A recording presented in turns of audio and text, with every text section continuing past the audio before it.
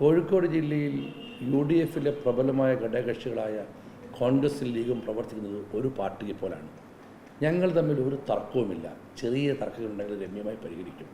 കോഴിക്കോട് ജില്ലയിൽ കഴിഞ്ഞ 3 വർഷക്കാലമായി ഒരിടത്ത് പോലും കോൺഗ്രസും ലീഗും തമ്മിൽ ഒരു തർക്കമോ അഭിപ്രായമോ ഉണ്ടായിട്ടില്ല. ഉണ്ടായിട്ടുണ്ടെങ്കിൽ തന്നെ അത് ഞങ്ങൾ പരിഹരിച്ചിട്ടുണ്ട്. അതുപോലെ തന്നെ ഈ പ്രശ്നവും രമ്യമായി പരിഹരിച്ചിരിക്കും.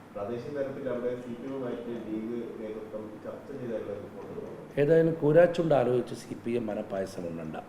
അവിടെ UDF തന്നെ കാലാവധി വരെ കൃത്യമായി പഞ്ചായത്ത് ഭരിക്കും.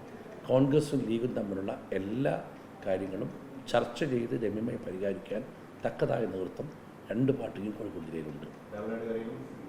തീർച്ചയായിട്ടും ഞാൻ പറഞ്ഞില്ലേ, ഒരു ജനാധിപത്യ പാർട്ടികൾ തമ്മിൽ അഭിപ്രായ വ്യത്യാസം, ആ അഭിപ്രായ വ്യത്യാസം മുന്നണിക്ക് കോട്ടം തട്ടാത്ത രീതിയിൽ 2 പാർട്ടിയുടെയും അഭിമാനം തട്ടാത്ത രീതിയിൽ പരിഹരിച്ചു വരുന്നുണ്ട്.